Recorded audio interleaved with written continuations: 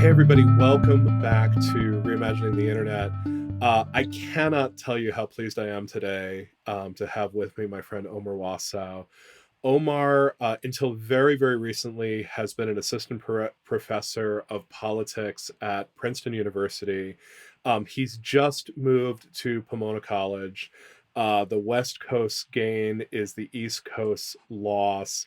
Um, Omar is someone whose work I've been fascinated with for literally decades, because before he became really one of the most insightful and methodologically apt political scientists out there, he was an internet pioneer. And I want to start the conversation there. But first of all, Omar, welcome. Thank you so much for having me. Really excited to be, the feeling of admiration is mutual. So I am excited to kind of have this conversation with you and and grateful for and the and we opportunity. should disclose, Omar and I have known each other for decades. Omar's wonderful and amazing and spectacular wife, Jen Brea, is someone that I've advised and worked with in the past. So if this feels like old friends talking, there may be a reason behind that one. But in introducing my old friend, I want to talk about Black Planet. Omar, what was Black Planet and what is Black Planet? Yeah, so in September of 1999, it's ancient history in internet terms. We launched an online community for African Americans, and I think just to take people back to that moment, what's hard to appreciate is that in that era of the internet, um, the dominant story was the information superhighway, right? It was Al Gore, and like the internet was going to be this giant encyclopedia, right? So like what people were excited about was, a kind of massive Wikipedia kind of thing, which of course the Wikipedia is awesome, but the social dimension of the internet was this not even an afterthought. It wasn't even considered really like part of what was the promise of the internet. And This was a reference library, not a bar. that's right. That's right. That's right. And so what I was kind of trying to champion with some of my work was like the internet as a supper club, exactly as Yeah. you're saying, not as a superhighway. And and it's also important to appreciate, right, that if we think about like some of the underlying technology, right, we go to a web page, right? This was fundamentally like the kind of both technical and conceptual metaphor was like books. And so you really had to hack it to make it social. Um, Right, and right. what we did at this company, Community Connect, that was running a network of Asian American, African American, Latino focused websites, was to build from scratch technology that allowed this very, in some ways, antisocial technology to become social. And And yeah, this is a moment in 99. So we have the web, right? The web is invented in 89, but it really comes to public consciousness around 93, 94. My company Tripod sort of hits its apex around 98, and it's absolutely a page-based paradigm, right? We're trying to be social, but the idea is you have a web page and that is your presence, and that's sort of the extent of the sociability. How does Black Planet differ from that? What are the spaces in which people are interacting on Black Planet? so that's what I love about that question is the specificity, right? So they're like a handful of really key, in some ways small. They would seem trivial now, but really powerful from a kind of experiential standpoint, things that we built. So a tiny example is I might go visit your page at Black Planet, and if you had just logged in, right, you were active on the site, there'll be an asterisk next to your name. um, and from a technical standpoint, that meant every page was being dynamically built, which was like computationally really demanding. Yeah. But it meant that people felt like, oh, I'm not alone here.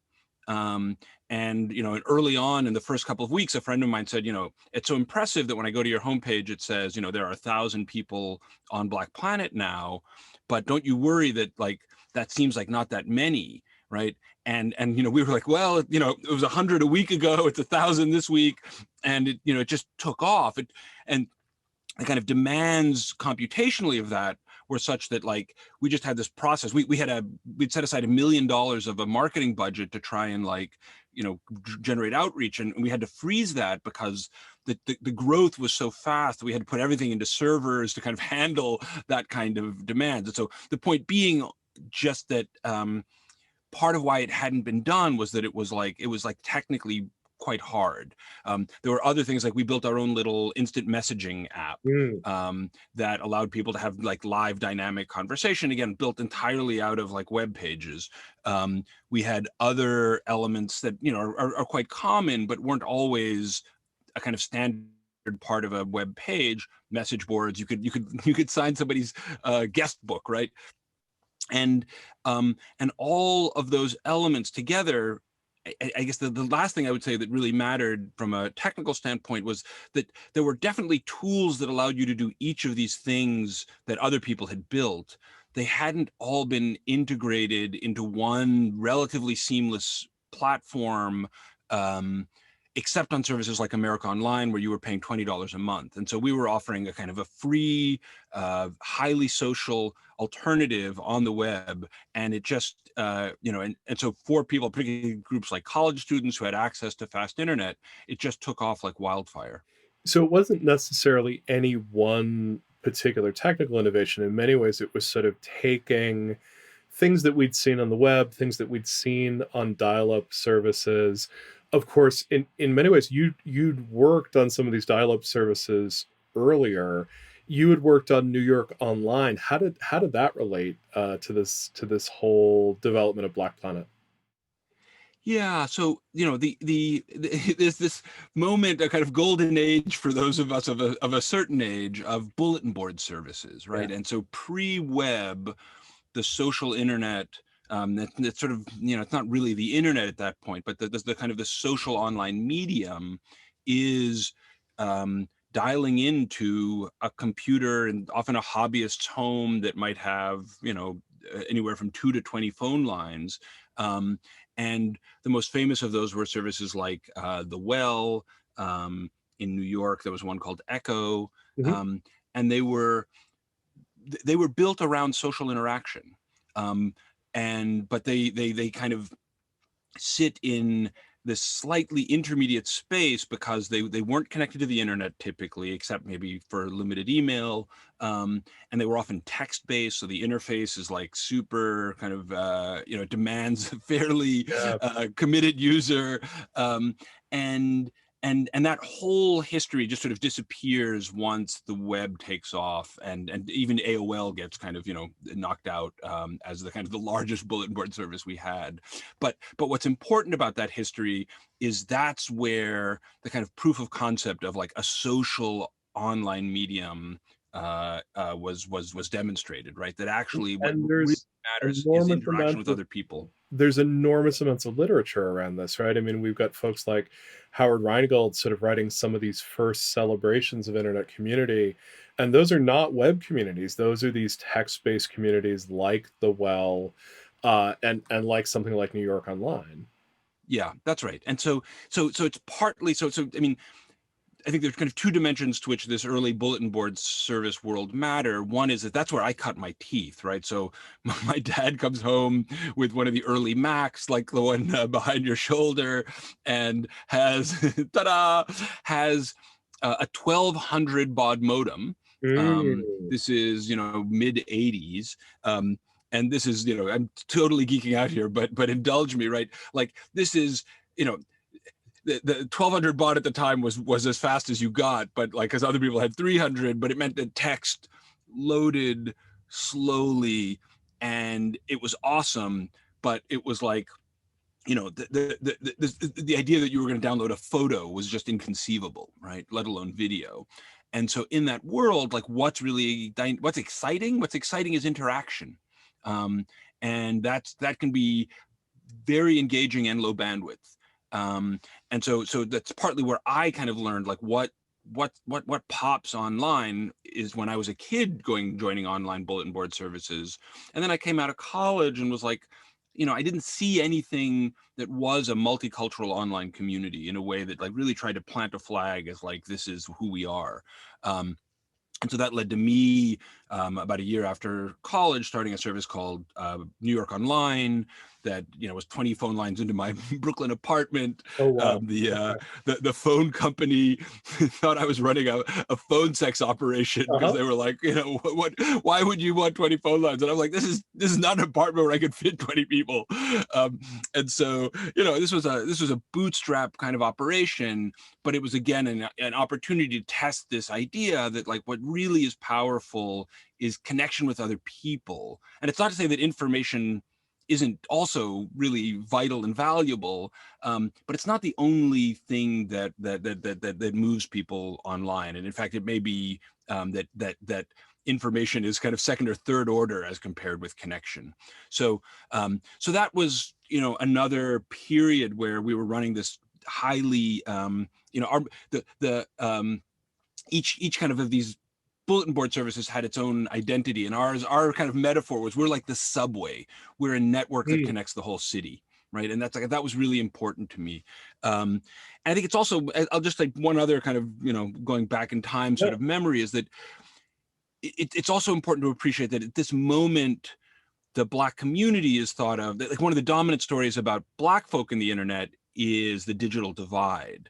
And so like even friends of mine who are lawyers or bankers were like, who wants to go online to talk to each other? Why wouldn't you just pick up a telephone, right? I mean, it just didn't make sense to people that this was like a profoundly social medium, particularly outside of the kind of most kind of techie communities.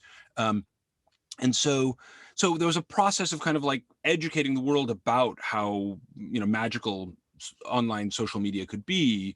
And that was part of what I learned in running Black Planet and kind of running New York Online. And that kind of laid the groundwork for then, as the web took off in the mid 90s, to sort of say, okay, well, let's kind of rethink this idea of multicultural online community, but rebuilt from the ground up for the web. And I really want to lean on that question of multicultural, right? Because there's there's a lot being written about sort of internet community in the mid 1990s. You've got people sort of celebrating this idea that we have this spaceless space, we have no boundaries, it doesn't matter who you are, and the internet, no one knows if you're a dog. And of course, this is all very standard, um, sort of dominant paradigm, white assuming rhetoric, right? Like it's a lot of pale males assuming that everyone else's experience is just like theirs, and that these are automatically welcoming spaces to women, to people of color, so on and so forth. And in fact, they're quite actively not in many cases. Um, it's not necessarily that these are inherently racist or biased spaces, but they're also not making an outreach and looking for people of color, looking for people with different experiences.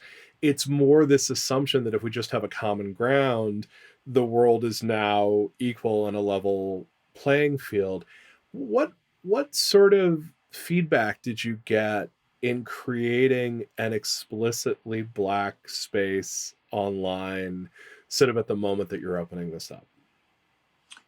It's a great question. And so I think you're exactly right that there is a part of the fascination with the internet was that it was sort of this disembodied space, and by extension, therefore, somehow kind of identity free. Um, and and so there was a kind of for potential investors and some people in the media, a real puzzle of like, why launch a Black online community? Um, and I think what helped people understand was um, one way of thinking about how kind of pluralism might work on the internet, and by that I mean we sort of pitched Black Planet as a kind of base camp for people, right? That like the idea was not that your whole internet experience was going to be Black Planet, but that you also needed to have a place you felt at home and comfortable. And Okay. so base camp meant that you could come, and this is a place where you would feel, like not just welcome, but sort of like there would be all sorts of things that are really particular to your lived experience that are kind of celebrated. But of course, nobody lives on one site on the internet. People were going and exploring the rest of the internet too. And so one thing that I think helped the kind of non-Black world understand what Black Planet could do is to say, well, we're helping to bring a generation of African Americans online, and that's going to help make the internet as a whole better. Um, and but also that like what a kind of thriving pluralistic world and thriving pluralistic internet means is not that we all have disembodied experiences that are kind of disconnected from any sense of self. Some people love photography and they go to online photography communities. Some people love country music and they go to country music communities. And so like a kind of a racial, ethnic, cultural community is another kind of like deeply powerful experience in people's lives, and like those are places that that need watering holes too. And so I mean, there was pushback, but I think people were also at some level understood that like real world communities are going to want places to hang out online, and that we were trying to really do that in a way that was welcoming. And of course, part of this was, this is pre-Facebook, right? So, and of course, when Facebook starts, it doesn't actually want to conquer the whole world. Facebook begins as a network for college students at elite universities, right? It's Harvard and then probably Princeton next, and so on and so forth. This notion of here is a service that is open to everyone and we all use the same tools, that's actually not the dominant notion at the time that you're building Black Planet. I believe the network sells in 2008. Is that right? Yep.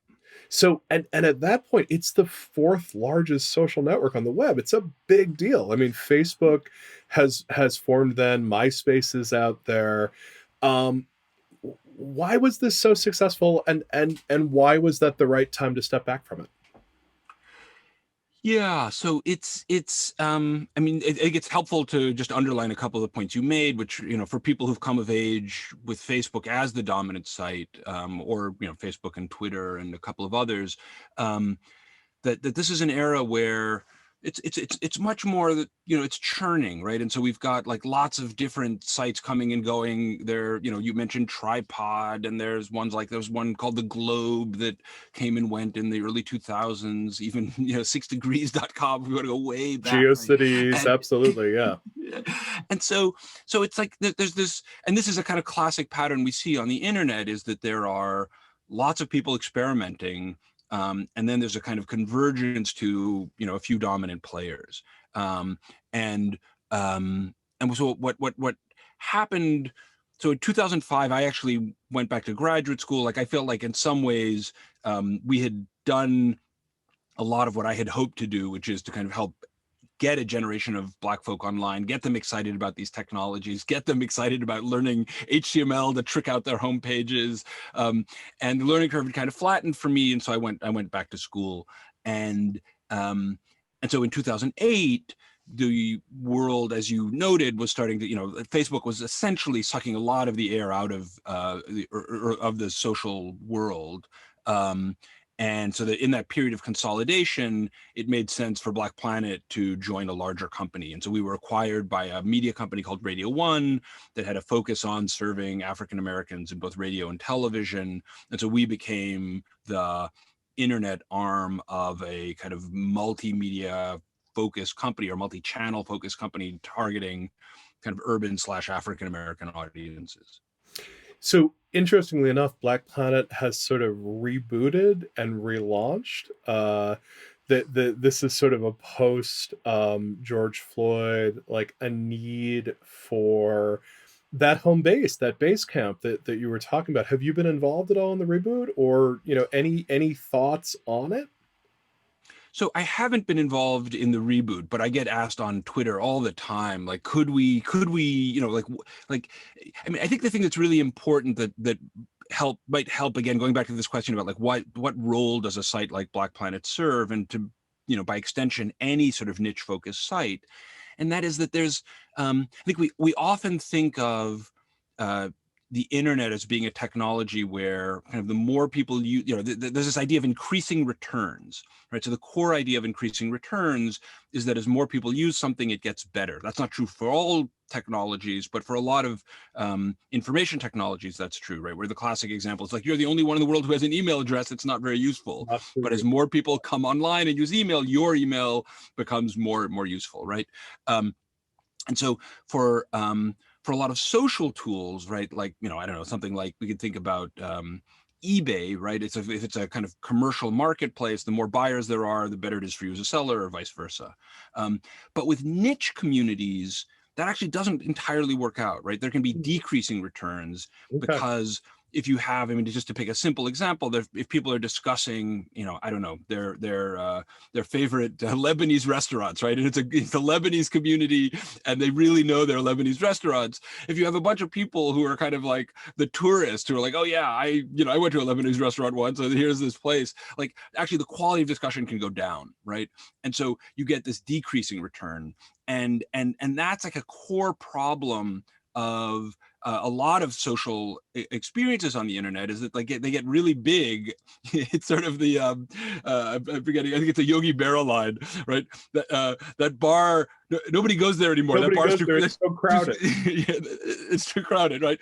And so you see that with even something like Facebook, right? It's so successful that, like, you see young people kind of exiting to something like Snapchat, right? It's like they don't want to hang out where their grandparents are. They don't want to hang out where their parents are.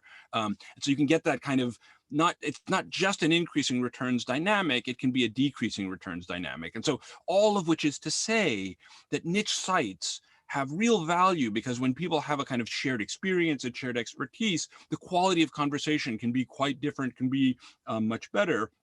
And that's true for, for super narrow communities, people who are into a certain kind of crypto or something, but it's also true of really broad cultural communities. And so I think that the need for a Black Planet in a global internet remains as strong today as it was 20 years ago.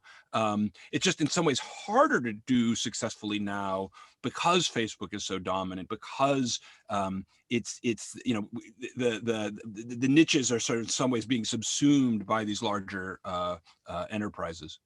I actually want to suggest this as Wassow's corollary to Metcalfe's law, right? So Metcalfe's law is this idea that a network's value is proportional to the square of the number of the nodes in the network, right? So, one email address is not very helpful, but once you've got 10 email addresses, you have 100 connections, and so on and so forth. What you're suggesting, and I think you're absolutely right, is that at a certain point, expanding the network actually may be decreasing the value in certain ways. And what you're probably doing is you're spreading out the expertise, you may be lessening the value of any particular contributions, and that having sort of niche focused networks in some cases might actually be a more sort of valuable space. I've been describing this as small is beautiful, but you've actually sort of, come up with a specific reason why that might be the case, which is particularly fascinating to hear. Are there niche networks for communities of color that you find yourself following and paying attention to today, whether it's on Twitter, whether it's the newly revived Black Planet? Are there, or are those not the communities where you're looking for the connection and support at the moment?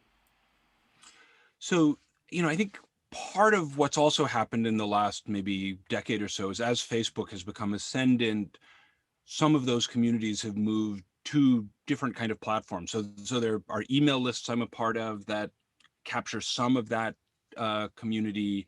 Some of that is much more both present but diffuse on services like Twitter, where there's very much a kind of strong Black voice on Twitter, and at the same time, it doesn't quite have the it's tightly networked in some ways, but it's also like, you're part of this kind of large global conversation still.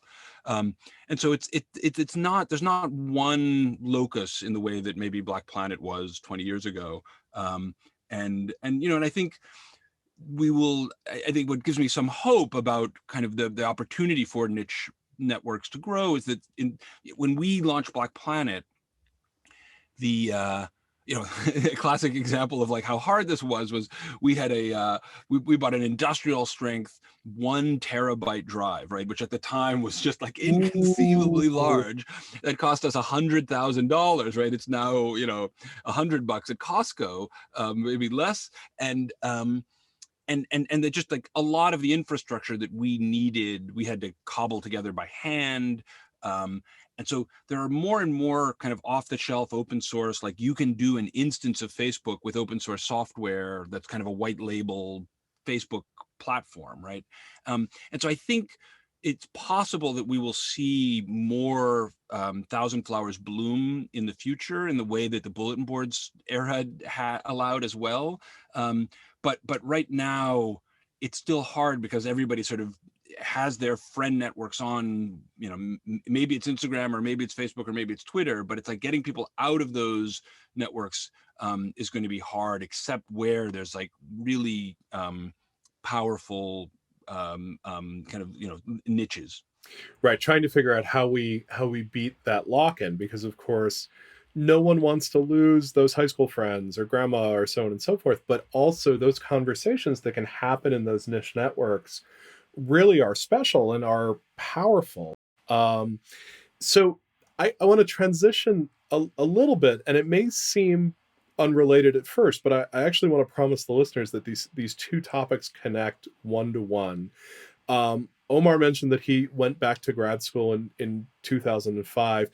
He did this the right way. He was an internet pioneer, and then he went and actually got the degrees, and that's why he gets to publish in really fancy journals. I ended up doing much of the same thing. I just didn't bother getting the degree, but we both had this shift from sort of early internet into scholarship. Um, but my friend, you published just a killer paper this time last year. It is just it is a revolutionary paper. It's called Agenda Seeding: How 1960s Black Protests Moved Elites, Public Opinion, and Voting. It's published in the American Political Science Review. This is the top journal in your field. It looks at Black-led protests between 1960 and 1972. And if I've got it right, the basic discovery is that nonviolent protests appear to have led to sympathetic media coverage, and that appears to have led to Democratic victories at the polls. Whereas protester initiated violence has led towards media coverage around social control and seems to show some evidence that white voters went to support Republicans. Why did this take so long to figure this out? Why are you the first guy to show up, 50 plus years later and say, look, there's this direct relationship between protest, media, electoral results? I mean, this is a thunderbolt of a paper. What got you looking at this, and why did it take so long to get this out? Well, first, let me say that's a very kind introduction, and your summary is spot on.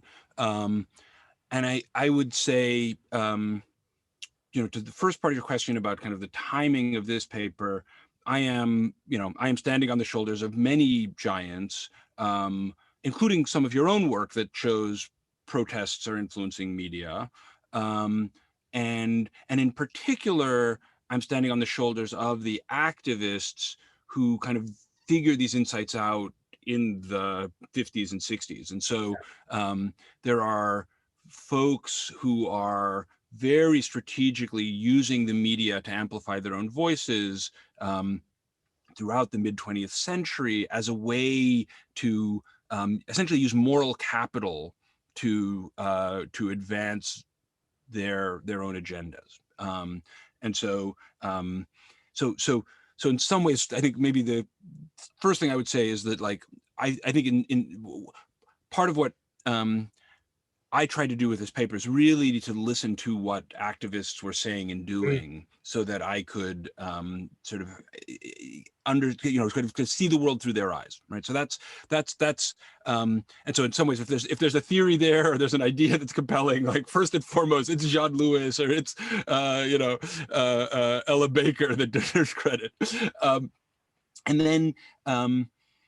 And then I think there are a couple of other things that maybe are worth noting about, like how the paper evolves, which are that there's been lots and lots of work looking, for example, at what helps to cause protests to escalate to mm, violence, or what motivated people to kind of join the civil rights movement. So there's a lot of work that looked at kind of understanding the growth of the civil rights movement.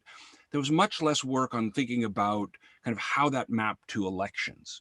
mm, Um, and and it's not that, and it's clearly, these are things that have been studied historically, and there's a lot of sociological work. But in political science, protests were a little bit at the margins of the field. And so there's a field of contentious politics, but often these are things. I mean, the other thing that I think I should speak to a little bit is that, like, a lot of these things are thought of as issues that happen outside of the United States. And so, like, if you're studying contentious politics, that's something that's like, we don't have political violence in America, or something, kind of like that, right? So there's a little bit of, like, disciplinary boundaries that aren't very mm, interesting, and a okay, little bit of, like, all of which is to say that, to come back to the final question you asked, like, what brought me to this work? In some ways, I think of myself as a child of the civil rights movement. My mm, parents were both active. My dad was registering voters in Mississippi, and I kind of came of age wondering, how is it we went from the victories of the mid '60s to the moment I came of age, when the kind of the dominant political rhetoric was around law and order and tough on crime. And I was growing up in New York at the time, and it was a period where just sort of the law and order was the dominant politic of the day, right? And so I was trying to understand that arc, and that took me to looking at things like public opinion over between the 1950s and the 2000s, and what you see is a pattern that really links what's happening on the ground, what protesters are doing on the ground, to, as you said, media coverage, and then public opinion, which influences politics. And so some of what allowed this paper to, I think, do work that was just, again, contributing to a longer conversation, was to try and link a bunch of different pieces where people had shown elements of it. Protests maybe are influencing media, but less protests influencing media, influencing politics, and that there are differential effects when we see nonviolent and violent protests. one of the things that I love about this paper is the rigor of it, right? You're not sort of suggesting, hey, I thought a little bit about protests in the 1960s and I think they might have worked in this way. Talk to me about how rainfall comes into this paper. Why are we talking about rainfall? What is that allowing you to do in doing some of the statistics that you're doing with this paper that help make this not like informed speculation, but actually allow you to say, no, no, no, no, the vote shifts this percent. So in as people have often heard, like, the gold standard with a medical trial is what's called a randomized controlled trial, right? So we want to, you get the blue pill, I get the red pill, and we see, do our outcomes differ? And if the only difference between you and me was a coin toss, about whether you got the red or I got the blue, then we can say, well, like, the blue pill caused some outcome, because the only difference Right. between the blue group and the red group was this random assignment. And one of the challenges when we're doing, like, historical work, or with what's called observational data, right? We're not randomly assigning protests to be violent or nonviolent, or a city to have a protest or not. Well, how can we get something that is sort of like random assignment in this historical record? And there's a lot of evidence that when it rains, people are less likely to gather outside. That's not a particularly provocative claim. I even, looking through historical newspaper archives, find articles where it's like rainfall dampens protest turnout, right? So, I mean, that's the headline. So we see it both historically and just, intuitively, and in other research, there's evidence that, again, rainfall is depressing gatherings. Um, so what's beautiful about rainfall is that we can treat rainfall as kind of a mechanism of random assignment. So some cities have rainfall. If there's rainfall, there's less likely to be a protest. Some cities don't have rainfall. If they don't, there's more likely to be a protest. And so we can use rainfall as a kind of what's called a natural experiment, right? An approximation of a random assignment mechanism. So just to make And sure that I'm yeah, actually getting this right, you say, like, in the perfect world, you would hand out slips of paper to protests in different cities, and you would say, okay, Cleveland, this one's going violent. Detroit, y'all are going to be peaceful.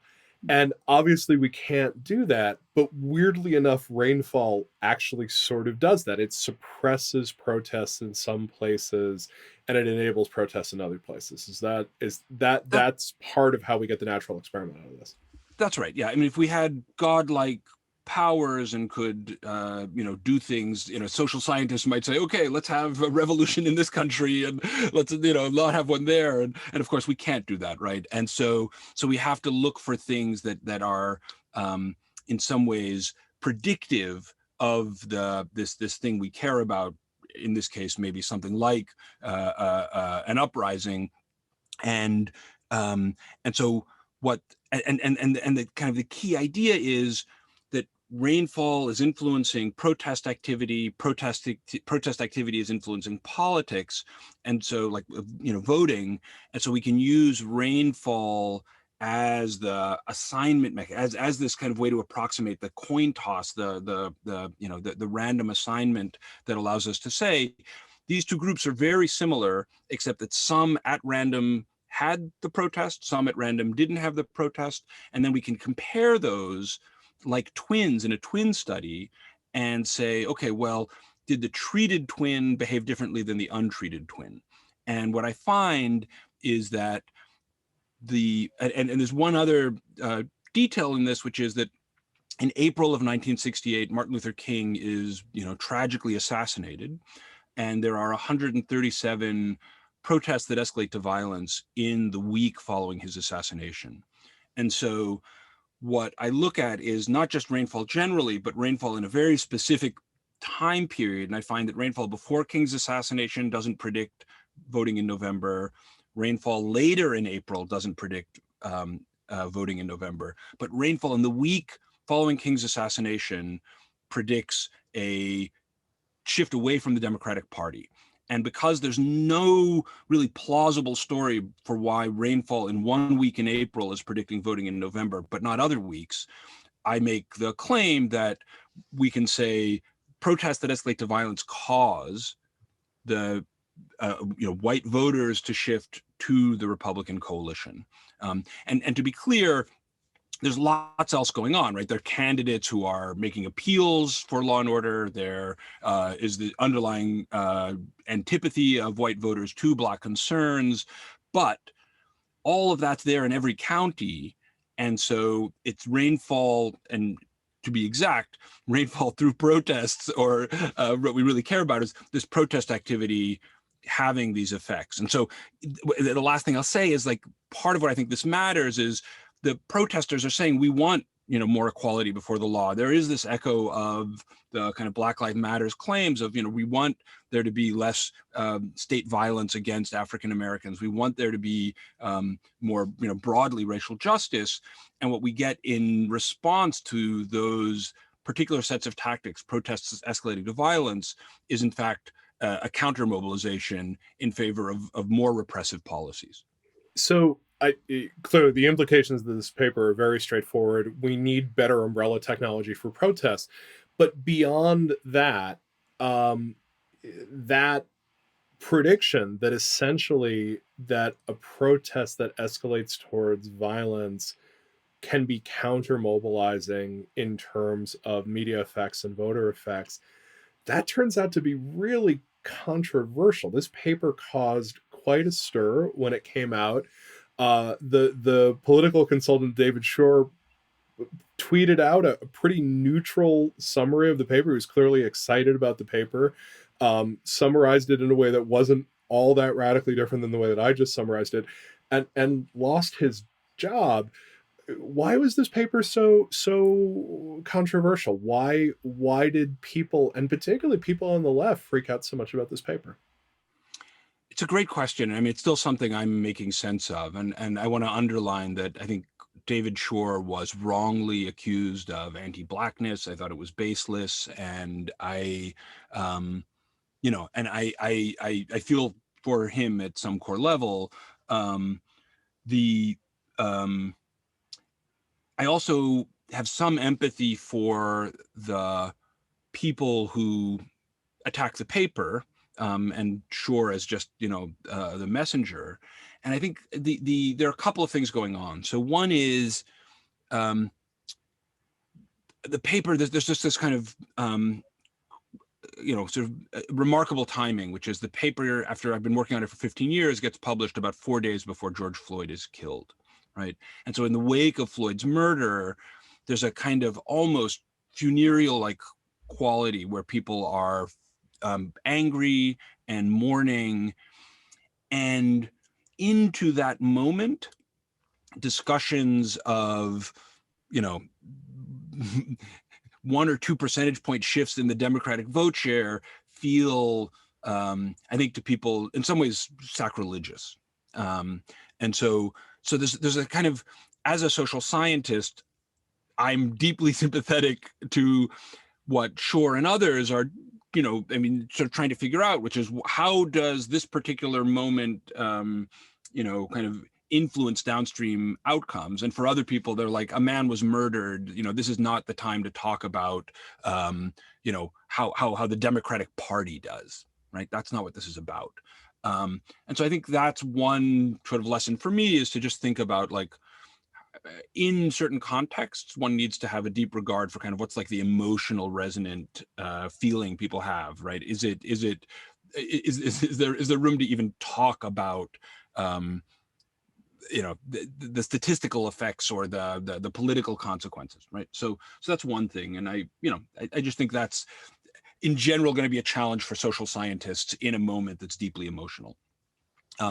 There's one other thing, though, which I'm less sympathetic to, which is a kind of reverence for a radical politic Mm. that says, if we agree with the cause, or we agree with the motivations, right? Like we can be deeply sympathetic to people's anger over the murder of George Floyd. That in some ways, any criticism of what's happening on the ground is sort of off limits. And that's also what I think some of the buzzsaw that David Shore walked into, in me as well, is that there's just a sense of to raise any kind of question about this this set of ideas or set of issues that we think are, a just cause can still lead to, just because it's a just cause doesn't mean that every sort of action on behalf of that cause is just. And just because something is a just cause doesn't mean we also shouldn't ask what's strategic, what's going to help advance this, right? And I think some of what I observe in the kind of blowback is a sense of we can't even ask strategic or practical questions about things which are, we have a certain kind of reverent idealism about. And this actually feels like a moment where asking strategic questions is really critical, because so first of all, we know that the great leaders of the civil rights movement were acutely aware of how things played in the press. They were very, very interested in these things. I remember visiting Medgar Evers's home where he was assassinated, which has been left essentially unchanged and as a shrine. And the thing that most stuck with me were the piles of Life magazines, right? Like he was very literally watching to see how the movement that was so central to his life was playing out. Um, but of course, right now we have far greater ability to document, to share, and to try to shape coverage of media coming through social media. What sort of lessons do you take away from these 15 years of research that you've done to sort of look at this really sacred moment in American civil rights history and sort of look at this relationship? What does this tell us about defund the police? What does this tell us about movement for Black lives? How do you sort of read the current relationship between social media, protest, mainstream media, politics? So let me start with a small piece of that and then kind of telescope back, right? So one part, which again your work gets at, is that part of what's exciting about this moment is that someone like Medgar Evers needed the Life photographer to show up. Yeah. People like John Lewis needed ABC to show up with heavy cameras, and there was a lot of work. I mean, just underlining your point about the degree to which this was done with real intention. People were organizing protests, in the morning, so footage could make it to broadcast nationally out of New York in the evening. They were casting children as, the front of a protest so that the photos would be particularly sympathetic. They were doing all kinds of things. They were picking cities so that, they knew that these were, it's not an accident that Bull Connor was, a subject of protest activity. It was expected, he was selected, as a target because it was expected he was going to be brutal as a police chief. So all of which is to say there was real intention in a kind of, both people like John Lewis and Martin Luther King say that this was trying to dramatize injustice. So you were trying to essentially construct highly theatrical protest moments that would be captured by the media and essentially shame the South and America more generally into action. And what's both exciting and, so I think speaks to some of the real possibility of these technologies now is that you don't need ABC to do that dramatizing injustice, right? Darnella Frazier, now famously Pulitzer Prize winning teenager at the time, shows up and has the presence of mind to bear witness and document the murder of George Floyd, and do it in a way that paid real attention to, this is a little bit of a tangent, but right, to having doing the camera work so that we can see his face and we can hear him cry, and right, that really matters. And that simply with her phone and distributing that video on Facebook, like, she transforms American politics. And so we don't need big media companies in a way that we did before. And to be clear, the Frazier video is an echo of the video that was shot by the gentleman who documents the beating of Rodney King, right? So there's a way in which the democratization of certain technologies, a big video camera of the 80s is, or early 90s rather, in the King case, is still a kind of democratization of technology, and that just, there's a through line from that straight through to Darnella Frazier in the current moment. That said, these technologies, are I think it's still unclear to what degree these are going to be sort of fundamentally pro-democratic forces, as in this moment where we're also seeing these things used by both for lots of more authoritarian purposes as well. Yeah, there's no guarantee that this combination of increased access to technology, increased access to these networks means that justice wins out, right? And we've had, for every Fadine Santana who ends up picking up a camera, and this is why we know about Walter Scott's murder and why, there's actually accountability for that murder. We have, Eric Garner, who gets filmed, and in fact the only person who ends up being prosecuted for it is the man who films it. So there's no guarantee that it works out, but I do think that understanding the ways in which we can document and mobilize at this particular moment, in the same way that Medgar Evers and others were so sensitive to that question of where, who, how do we frame this, there's now really sort of conversations going on around this. Is this paper, in a sense, advocacy for nonviolent protest? Is that part of what you're doing in sort of putting this out, or is that, am I adding sort of a normative layer to what's ultimately a descriptive paper? So I guess I would say a couple of things. So I try, I mean, part of the journey for me with this paper was to appreciate as much as I could the logic of violence. And so, so some simple examples, right? There's a paper that influenced me that looks at it's called the Phoenix effect of of Phoenix effect of state violence. I'm getting the name a little bit wrong, but it looks at um, uh, Jewish resistance to the Third Reich during the Holocaust, right? And there are lots of contexts where we would say violent resistance is moral, is justified, and um, and so I tried to really listen to the Angela Davises and the Malcolm X's, and even there's a guy. He's an amazing character. He's the head in Monroe, Tennessee, of both an NAACP chapter and an NRA chapter, right?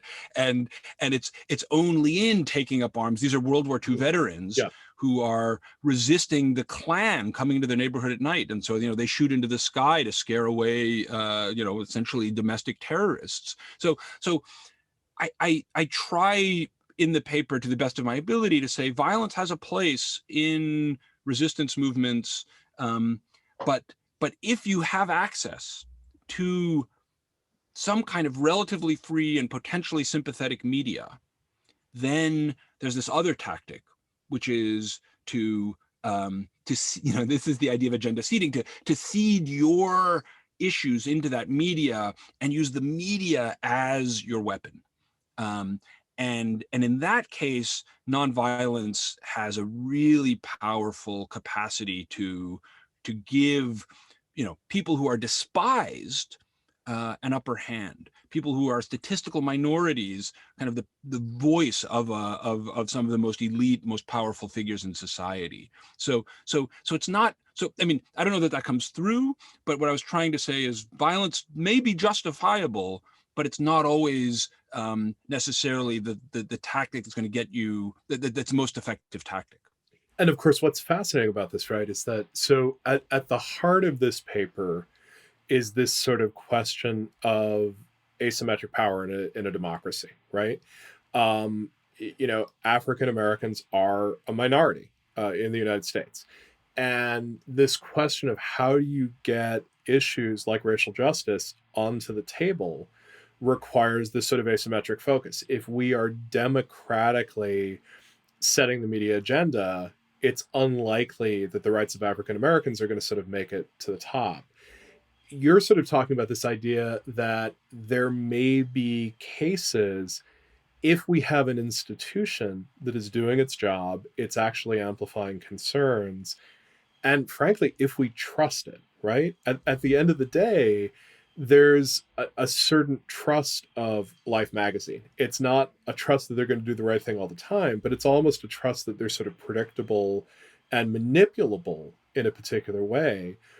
I very much see that with Black Lives Matter and sort of similar movements now, essentially saying, look, we're going to call out CNN's absence at a protest because we understand that, first of all, that's going to play, right? Like they're going to receive that message and try to do something about it. And that, second of all, we understand these dynamics, that if we are protesting in a vacuum, we don't have that possibility of influencing public opinion. So to me, it feels like sort of understanding how this ecosystem works and understanding it in a system of maybe untrusted institutions, this is at least an institution that we can predict and influence. Yes, I think that's spot on. And I think I'm going to underline one thing you said earlier, which was that like it's, you know, in the 1960s, it's important to appreciate that there are kind of three kinds of media in the country.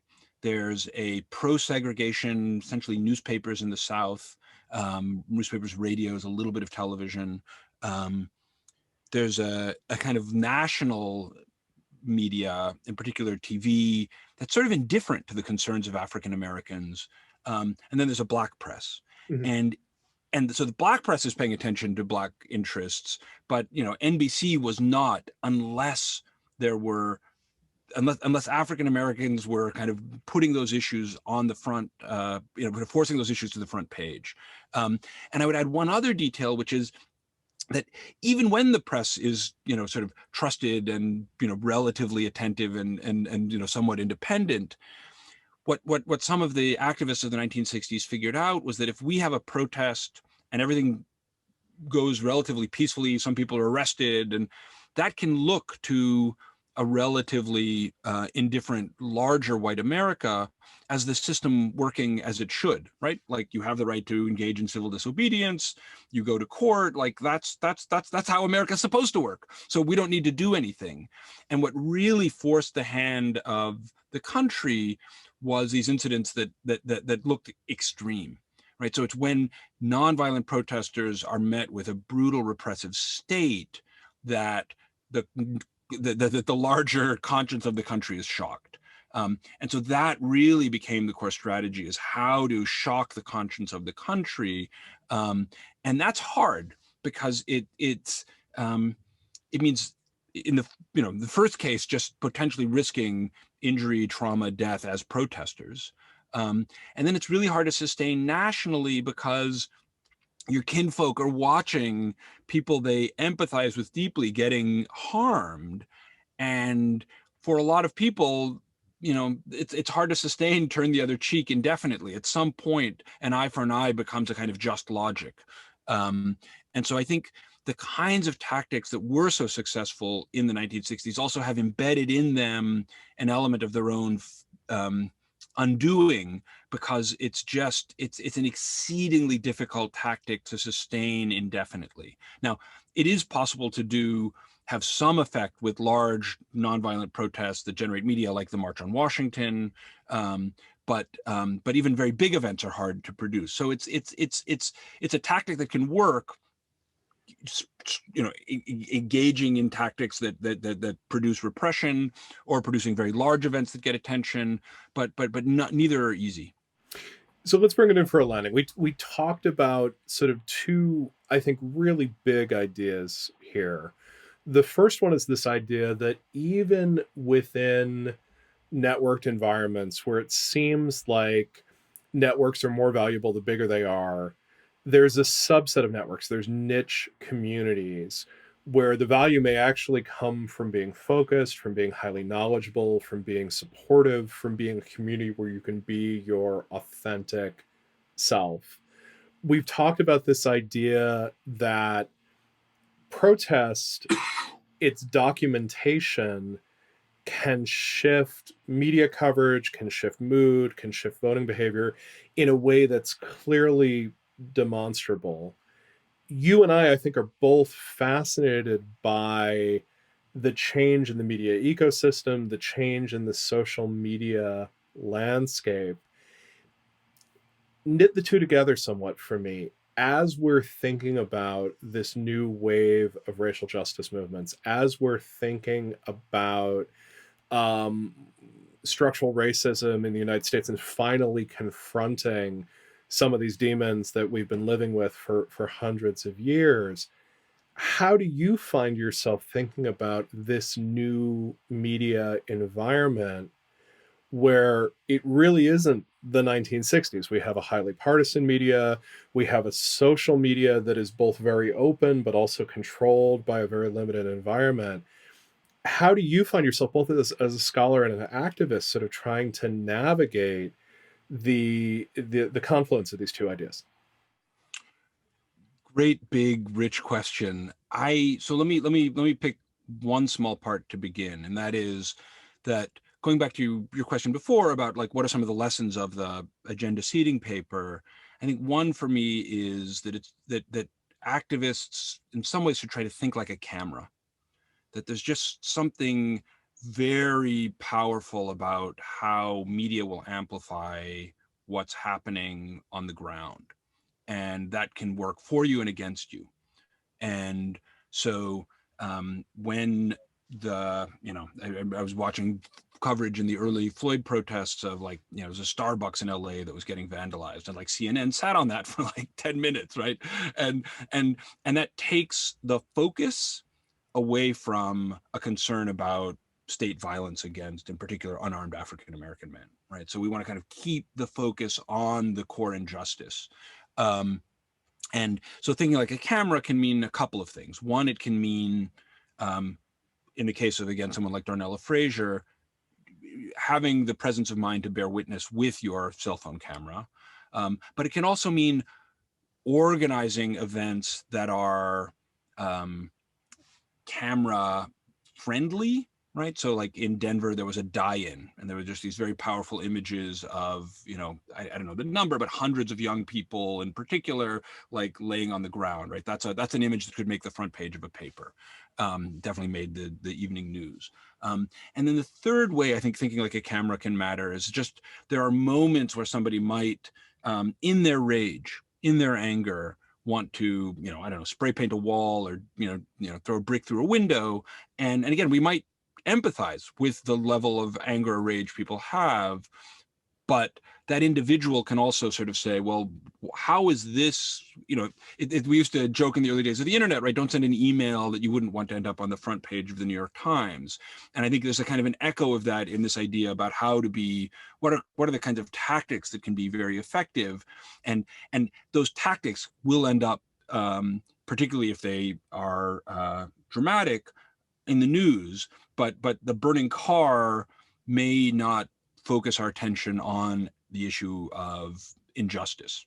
And at the same time, I think it's also important to note, just as we're kind of adjudicating a little between violence and nonviolence, that violence absolutely captures the media's attention, right? Like a burning car will be an image in a newspaper account. And so it's not that violence can't, the media covers plane crashes, not plane landings. To come back to the metaphor you used a moment ago, right? So violence is a very powerful way of drawing in the media. But if the focus of the camera is not on injustice, then I would say the evidence historically is that will pull away from the larger cause, right? So that's one core idea. It's this idea of just kind of thinking like a camera, thinking like how the media might make sense of this. The other part of your question was sort of thinking about, like, what does this mean in terms of, kind of the media ecosystem today and these technologies.